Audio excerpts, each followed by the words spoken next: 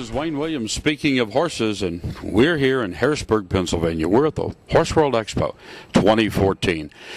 The arena's empty behind us, but it won't be very long till the activity picks up. We've got some great clinicians here. We got a lot of vendors and shopping and educators.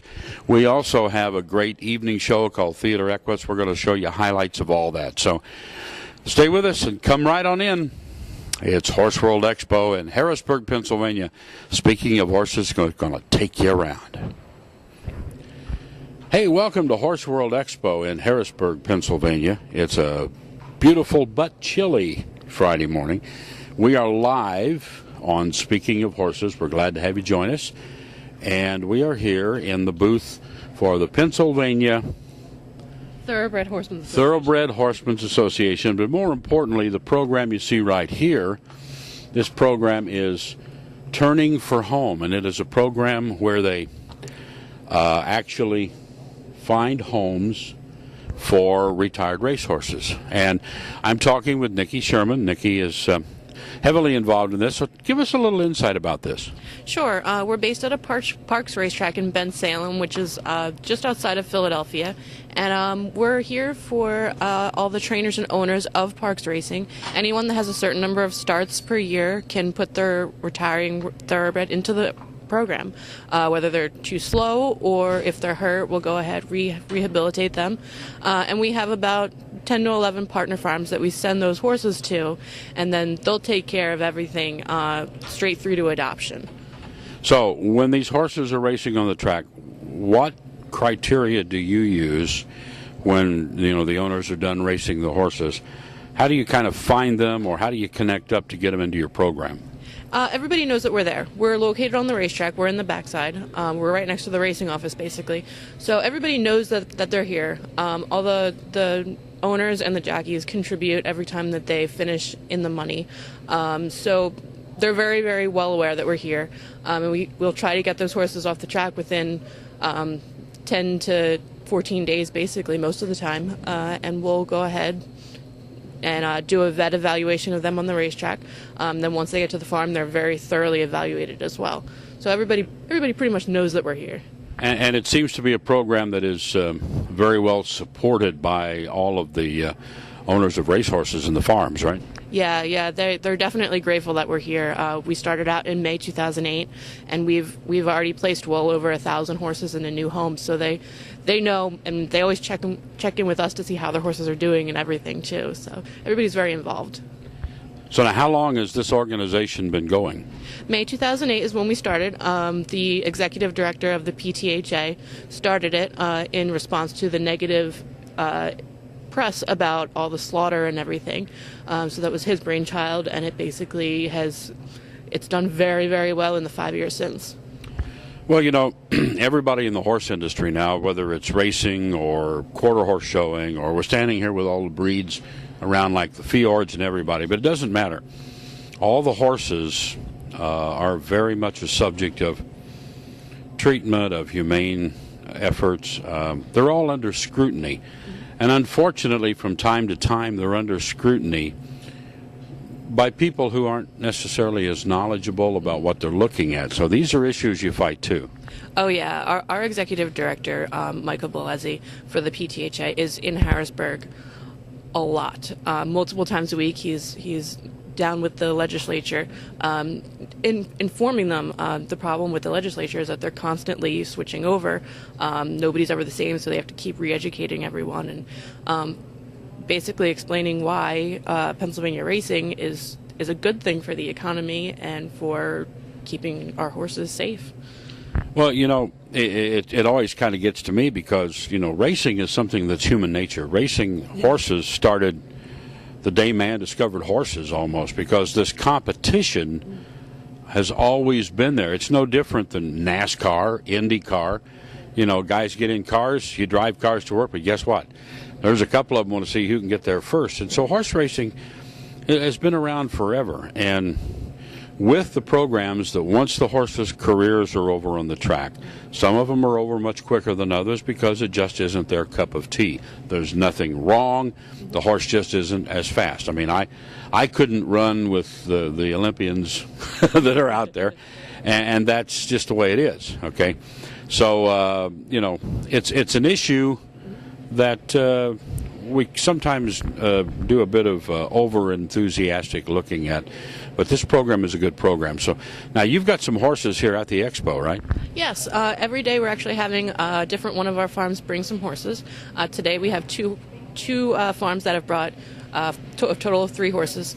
They're all at all different stages of coming off the racetrack. Two of them came off with slight injuries. They're both fully recovered right now. They're both ready to go. The other one actually came back into our program.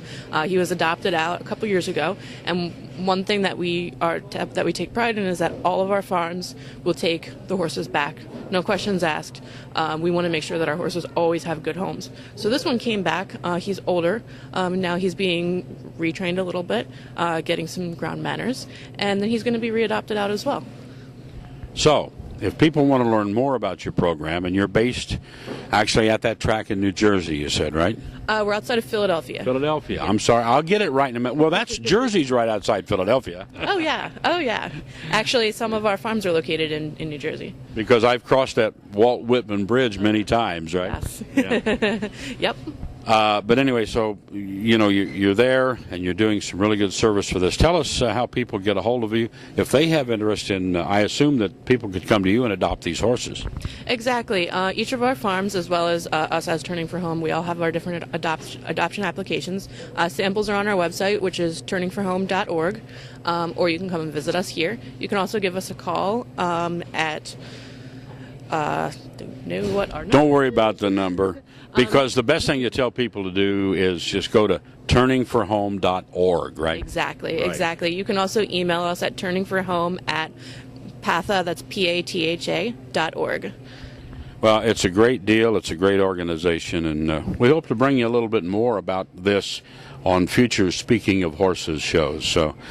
But we are in Harrisburg. We're at Horse World Expo. We're having a great time. This is for your guys' first time here, right? Exactly. Yeah, this is our first time here. We're so excited to be here and be promoting our great off-track thoroughbreds. Because I've been announcing this show since the day it started. So I've been coming here for many years, and I'm excited to see more and more groups involved in the rescue and the replacement and retraining or whatever. But the new homes and new careers for horses off the track, because horses on the track, their lifespan on the track is probably no later than 6, 7, 8 years old, and they've passed their prime in racing. So, and there's a lot of horse left. Oh yeah, exactly. They'll live well into their 20s. Yeah. So now we're looking for those second careers, and most of the time they're hitting that age where most people want to start riding them for the shows. So they're perfect for everybody. Well, if you're anywhere around, go see them. Look them up at turningforhome.org. Nikki, thank you. Thank you so much. We're in Harrisburg. We're at Horse World Expo, and we're having a great time. So you stay with us. We got more coming on Speaking of Horses. Good morning. I'm Dr. Frank Riley. I'm a veterinarian here in Pennsylvania. I've been a veterinarian for horses for 27 years. And during those 27 years, we found a lot of horses with laminitis, especially in the spring and the fall. And so I developed a product here called Hero, which has been found to help with lowering insulin in horses. Insulin now is the number one cause of laminitis in the world. And these insulin-resistant horses are usually the ones that you'll see that are crusty-necked, overweight, difficulty with adapting to grass and eating grass without having foot issues. The farrier will find the horse has stretched white line or chronic white line disease. Horses that are Cushingoid, that are on pergolide but are still footsore. And so as time went on, people were looking for other options to help with these horses to recover and get back to riding, and then also get back to being on grass. Often these horses were doomed to dry lots and being only on dirt, even though these people had very beautiful farms, and they wanted the horses moving out with other horses and be able to play with other horses and exercise more. So Hero's been able to do that, where veterinarians have been able to do blood tests on their insulin, go on the Hero feeding program, and then 60 days later retest the horse's insulin. We have a website, equinemedsurge.com, or you can also search on Google Hero, Heiro, and it'll come up. We're also the #1 website in the world for equine insulin, if you Google that, or on any of the other searches. So if you have these kind of horses that are always sore, especially pony breeds, Rocky Mountains, Icelandics, Morgan breeds that are always having problems, Pasafinos is another one, then you have an option and a place to go, and you can get real results, and your veterinarian can test and tell you that the horse is going to be able to improve. And then after that, on our Hero website, we have ways to help you with recovery and getting back out on grass in a slow and steady way, and also ways to help you with recovering your fields. Thank you very much. Hey, right now we're going to go look at some highlights from Theater Equus. It's a great show, and we're going to take you in right now and show you some highlights from Theater Equus right here in Harrisburg. Watch this. What I'm going to do now is shake his bottom with a big crowd. Here I'm going to bring Ozzy. I'm going to take one world champion, put him on the ground, take one of the most magnificent horses in the world and side pass him over. Bring my other world champion, have him stand above the one that's on the ground, and call my number one hope, who's gathered at my request. Hope! Hello, Hope! Earth the Hope! I hope he comes. Here he comes. Now he's just taken. Don't you lay down in the arena. Oh, look, I'm making him do it like Crocodile Dundee. Here we go.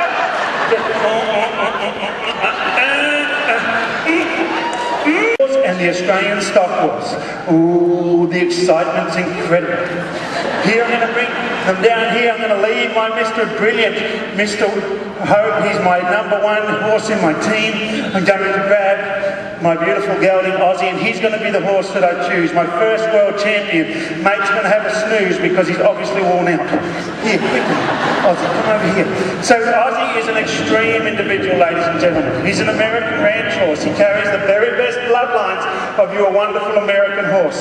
Here I'm going to leave him standing there. And I'm going to show you the different personalities of both these horses. Please, a spotlight for both of us. We're having a competition. So, he gets a spotlight. What, are we in America?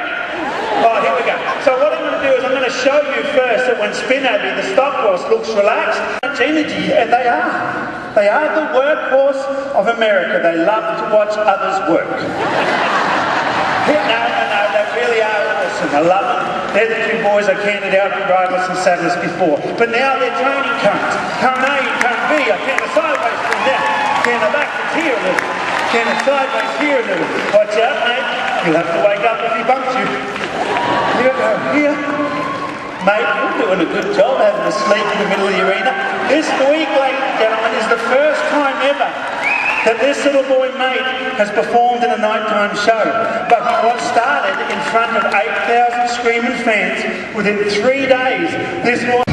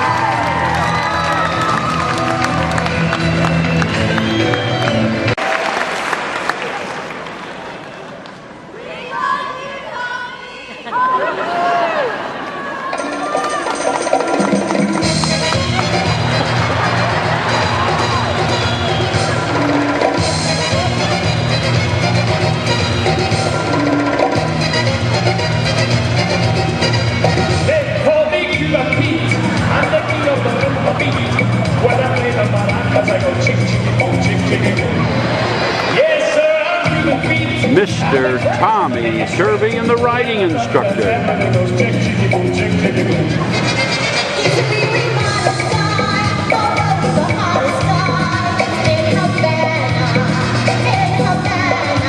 Si, senorita, I know that I would like a cheeky bougie.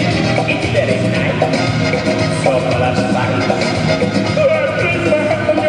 If you will just give me your hand, then we shall try. Just good night. Give you a beat, take a little beat, and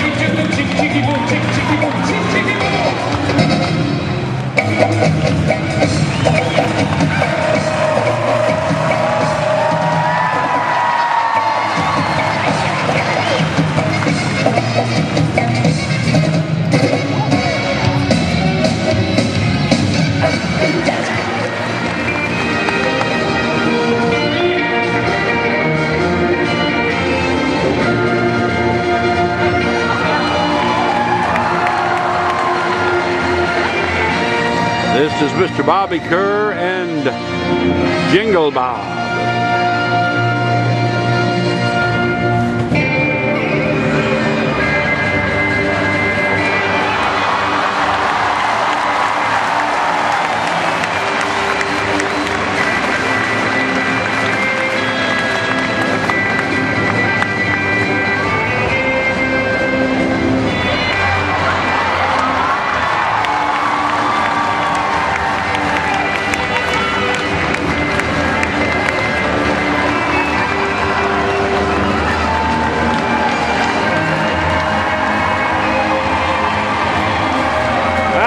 Mr. Bobby Kerr and Jingle Bob.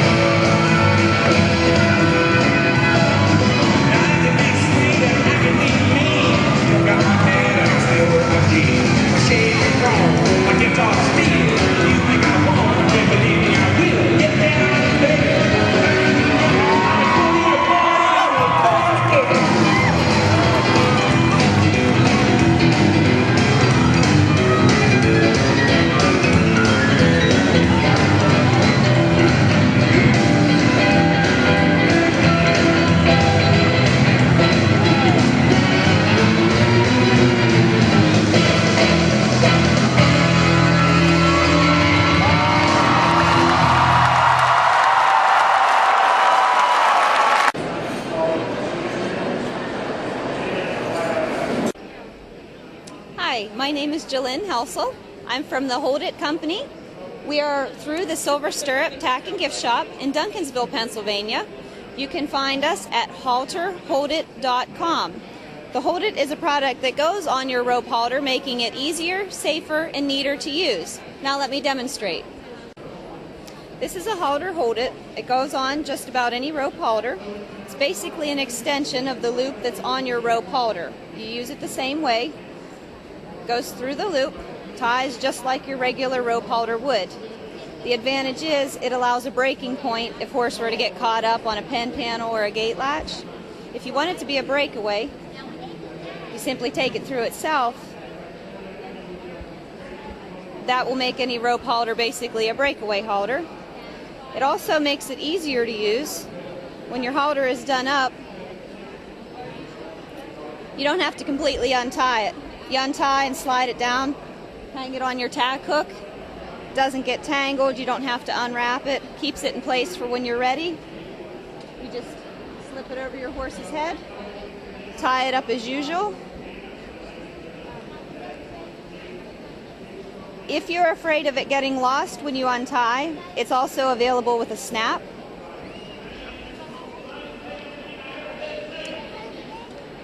Just snap it on.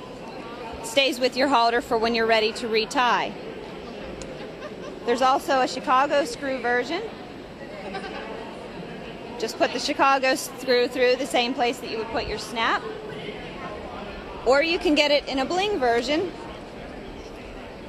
which would dress up your rope halter a little bit, still giving it the brake feature, but adding a little class.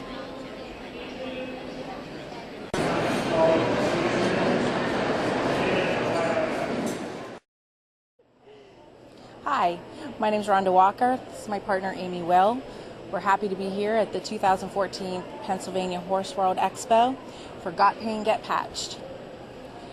Our company is its new technology in equine pain management. It's an exclusive non-transdermal patch that consists of a positive charge and a negative charge. There's a white patch and a tan patch. Place the white patch on the right side of the horse's body and the tan patch on the left side of the horse's body. Just like humans, horses have a positive and a negative side. The patches activate and gently stimulate the acupressure points that you place them on the horse. to relieve aches and pains. It's new technology, it's exclusive, it's non-transdermal, nothing enters the horse's body, it's drug-free. So it's a drug-free pain relief for your horse. It's very cost-effective if you compare it on a cost-to-cost basis to other pain relief that is out there for equines. It's very cost-effective. It's easy to use. Amy, my partner, is an equine massage therapist, and Hi, I've been an equine massage therapist for over 10 years now and an equine professional with training and doing all sorts of different equine activities. And I have found the patches to be very helpful in pain relief for my horses, being able to keep them in a training routine and keeping them healthy and happy as I use the patches, especially when they're paired with certainly traditional medicine as well as chiropractics. I found them to be extremely helpful in just being able to maintain my horse's health. Contact us for the product. My name again is Amy Will. This is Rhonda Walker. My phone number is 814-381-5419. That's 814-381-5419. And Rhonda's phone number is 812-5773.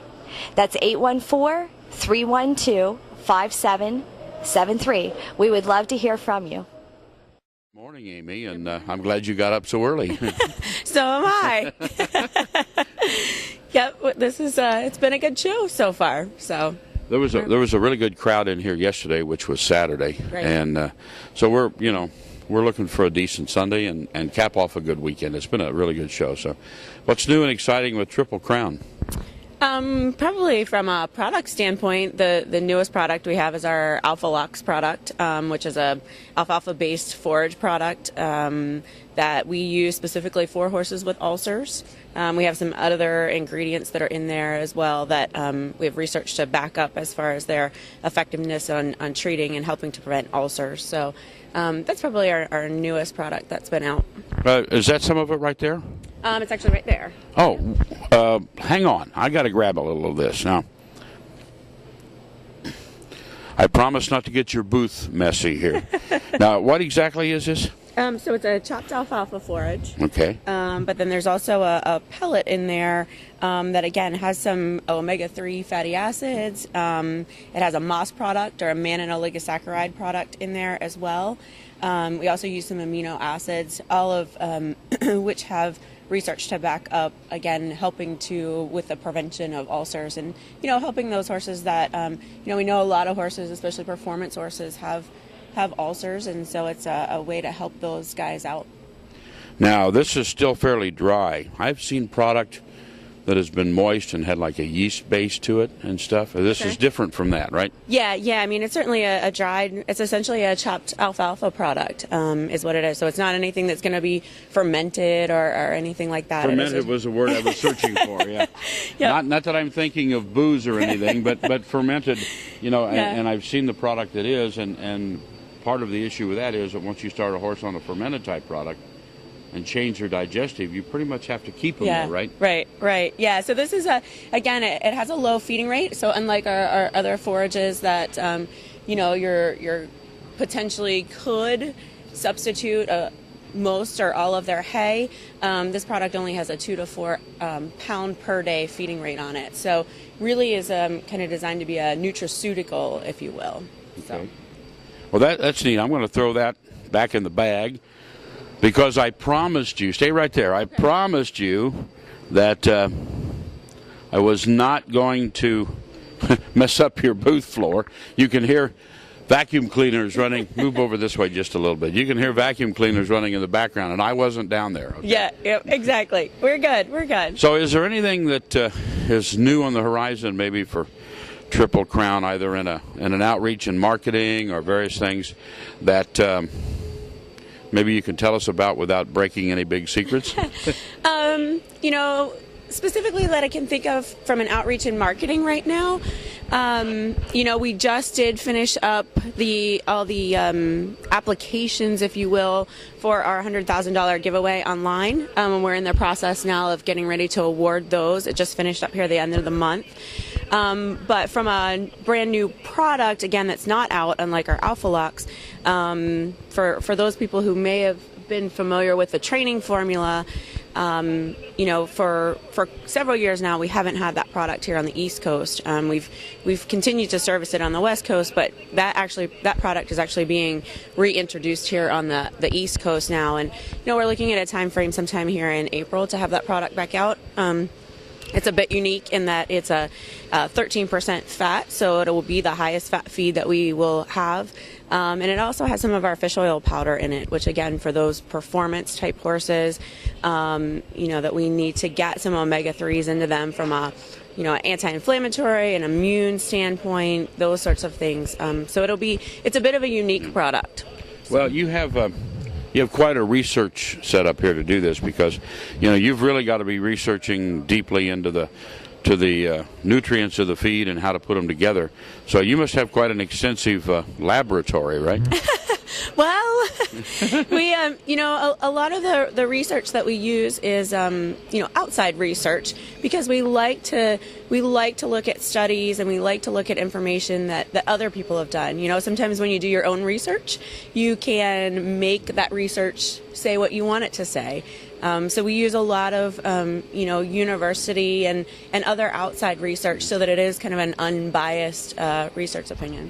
What you said just made me think. Now, this is off topic in a way, but I was reading some stuff on Thomas Jefferson, and when they were developing the Constitution for the United States, he studied somewhere between 40 and 50 other countries' governments to see what was good about them, what was bad about them, what worked, what didn't work, and then tried to meld that into the best product he could produce for a constitution he and the forefathers for this country. So he didn't just say, this is how we want to do it. He looked at everybody else's avenues and then made a determination that we can grab this and this and this, and that's sort of what you just said, all right? Because you can become so focused on something that then you kind of lose track of the fact you're kind of in tunnel vision. Right, exactly. And that's the other thing, not specifically from a research, a nutrition research perspective, but, the nice thing about doing these sorts of events is it's kind of a market survey, if you will, all weekend long of what customers are looking for. So we kind of do our own research, again, if you will, on, what the industry is looking for, what issues people are having, if we're getting a demand for a certain type of product that people are really in need of, that we need to look at developing kind of down the road then too. So, I guess there's, to kind of think of it as two different types of research. We have the nutrition research that's kind of outside, and we look at, other folks who are doing that, and then we kind of do our own market surveys, if you will, here when we're at these types of events. So. Well, we appreciate talking to you this morning, and our 15 minutes is getting close to being up.